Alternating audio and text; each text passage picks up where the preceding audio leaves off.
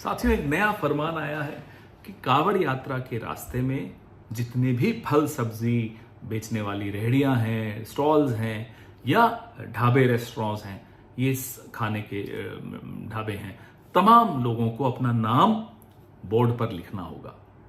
इसके पीछे की मंशा बड़ी स्पष्ट है, आप समझ गए होंगे। हिंदू कौन है, मुसलमान कौन है। हो सकता है इसमें जाति भी हो, मंशा में ये हो सकता है कि कहीं दलित तो नहीं है, ये सब हो सकता है, बिल्कुल संभव है। लेकिन हमने इसका कल जब विरोध किया तो जवाब आया, जब हलाल लिखा होता है तब तो आपको कोई आपत्ति नहीं होती। हाँ, बिल्कुल नहीं होती। जब शुद्ध शाकाहारी ही लिखा होता है तब भी हम नहीं पूछते कि साहब ये शुद्ध शाकाहारी जिस रेस्टोरेंट के बोर्ड पे लिखा हुआ है, इसका मालिक क्या हिंदू है, मुसलमान है, जैन है, सिख है, क्या है, हमें कोई फर्क नहीं पड़ता। हमें शुद्ध शाकाहारी खाना है, हम जाकर खा लेते हैं। अब आप इंटरनेशनल एयरलाइंस में कहीं ट्रैवल करते हैं, कोशर फूड, तो ज्यूज को मालूम है, हमारे लिए कोशर फूड जिनको खाना है वो खा सकते हैं। वो पूछते तो नहीं है ना कि शेफ कौन है, जू है या क्रिश्चियन है या मुस्लिम है या हिंदू है, उनको कोई फर्क नहीं पड़ता। ठीक वैसे ही मैं शाकाहारी खाता हूं तो मेरे को ये नहीं पूछना उचित समझता कि बनाने वाला कौन है। ये करना जो ये कांवड़ यात्रा पे ये प्रपोज कर रहे हैं, इसके पीछे मंशा है इकोनॉमिक बॉयकॉट ऑफ मुस्लिम्स को नॉर्मलाइज करना, कैसे आर्थिक बहिष्कार का सामान्यकरण करना है मुसलमानों का।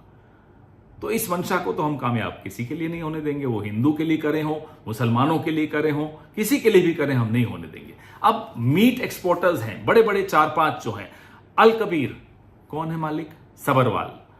अरेबियन एक्सपोर्ट्स कौन है मालिक, कपूर। MKR फ्रोजन कौन है मालिक, मदन एबट। PML इंडस्ट्रीज मालिक कौन है, बिंद्रा साहब है।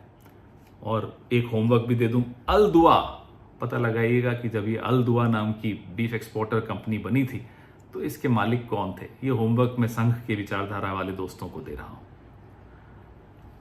जिस तरह से अगर हिंदू मीट एक्सपोर्ट करता है तो रहती तो वो मीट ही है ना, या दाल चावल बन जाती है, वो मीट ही रहेगा। ठीक उसी तरह से अगर कोई अल्ताफ या रशीद आम अमरूद बेच रहा है तो आम अमरूद ही रहेंगे, वो गोश्त नहीं बन जाएंगे। तो ये संघ वाले जो लोग हैं बिना सोचे समझे जब कुछ काम करते हैं तो फंस जाते हैं, पहली ही आर्ग्यूमेंट में धाराशाही हो जाते हैं। लेकिन जो षड्यंत्र ये लोग रच रहे हैं, हमारी आपकी जो एक तहजीब है, अब एक उस तहजीब में मुझे याद आता है अलीगंज लखनऊ में, वहां बड़ा मंगलवार के पीछे की जो कहानी है वो सुनकर बड़ा आनंद आता है।